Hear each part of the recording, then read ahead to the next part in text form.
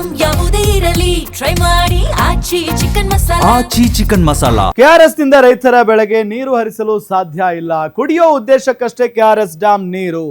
KRS ಬಗ್ಗೆ Mandya DC doctor Kumar ಹೇಳಿಕೆಯನ್ನ ಕೊಟ್ಟಿದ್ದಾರೆ.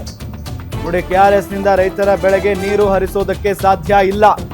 ಕುಡಿಯೋ ಉದ್ದೇಶಕ್ಕಷ್ಟೇ ಕೆಆರ್ಎಸ್ ಡ್ಯಾಂ ನೀರನ್ನ ಬಳಕೆ ಮಾಡಿಕೊಳ್ಳಬಹುದು. ಕೆಆರ್ಎಸ್ ಬಗ್ಗೆ ಮಂಡ್ಯ ಡಿಸಿ ಡಾಕ್ಟರ್ ಕುಮಾರ್ ಹೇಳಿಕೆಯನ್ನ ಕೊಟ್ಟಿದ್ದಾರೆ. ಕಾವೇರಿ ಜಲಾನಯನ ಪ್ರದೇಶದಲ್ಲಿ ಮುಂಗಾರು ಕೈಕೊಟ್ಟ ಹಿನ್ನೆಲೆಯಲ್ಲಿ ರೈತರ ಬೆಳೆಗೆ ನೀರು ಕೊಡಲ್ಲ. ನೀರು ಕೊಡೋದಕ್ಕೆ ಕಷ್ಟ ಆಗುತ್ತೆ. ಮುಂದಿನ 3 ತಿಂಗಳು ಕುಡಿಯುವ ನೀರು ನಿರ್ವಹಣೆಗೆ ಪ್ಲಾನ್ ಅನ್ನ ಮಾಡಿಕೊಳ್ಳಲಾಗಿದೆ. ಸದ್ಯ ಜಲಾಶಯದಲ್ಲಿ 6 ಟಿಎಂಸಿ ನೀರು ಮಾತ್ರ ಬಳಕೆಗೆ ಲಭ್ಯ ಇದೆ. ಉಳಿದ 4 ರಿಂದ 5 ಟಿಎಂಸಿ ನೀರು ಡೆಡ್ ಸ್ಟೋರೇಜ್. ಮಂಡ್ಯ, ಮೈಸೂರು, ಬೆಂಗಳೂರಿಗೆ ತಿಂಗಳಿಗೆ 2 ಟಿಎಂಸಿ ನೀರು ಅಗತ್ಯವಾಗಿದೆ.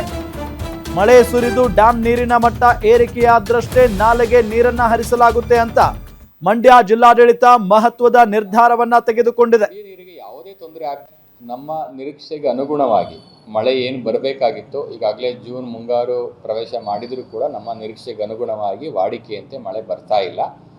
ಸೊ ಆದರೂ ಕೂಡ ಕುಡಿಯೋ ನೀರು ನಮ್ಮದು ಮೊದಲ ಆದ್ಯತೆ ಆಗಿದೆ.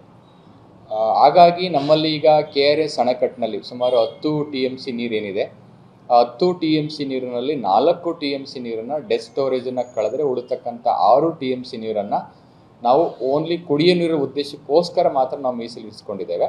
ಹಾಗಾಗಿ ಪ್ರತಿ ತಿಂಗಳು ನಮಗೆ 2 TMC ನೀರು ಬೇಕಾಗುತ್ತೆ. ಮಂಡ್ಯ, ಬೆಂಗಳೂರು ದಕ್ಷಿಣ, ಬೆಂಗಳೂರು ನಗರ ಈ 3 ಜಿಲ್ಲೆಗಳಿಗೆ ಸೇರಿದಂತೆ ನಮಗೆ ಪ್ರತಿ ತಿಂಗಳ 2 TMC ನೀರು ಬೇಕಾಗುತ್ತೆ. ಹಾಗಾಗಿ ಮುಂದಿನ ಆಗಸ್ಟ್ ತಿಂಗಳವರೆಗೂ ಕೂಡ ನಾವು ಅದನ್ನು ಯೋಜನೆ ರೂಪಿಸ್ಕೊಂಡಿದ್ದೇವೆ.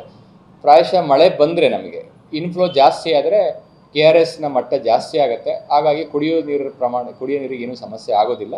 ಬಟ್ ಕುಡಿಯೋ ನೀರಿಗೆ ಯಾವುದೇ ತೊಂದರೆ ಆಗಬಾರ್ದು ಅಂತ ಎಲ್ಲ ಒಂದು ಪೂರ್ವ ಸಿದ್ಧತೆಗಳನ್ನು, ಮುಂಜಾಗ್ರತಾ ಕ್ರಮಗಳನ್ನು ಕೂಡ ನಾವು ತೆಗೆದುಕೊಂಡಿದ್ದೇವೆ.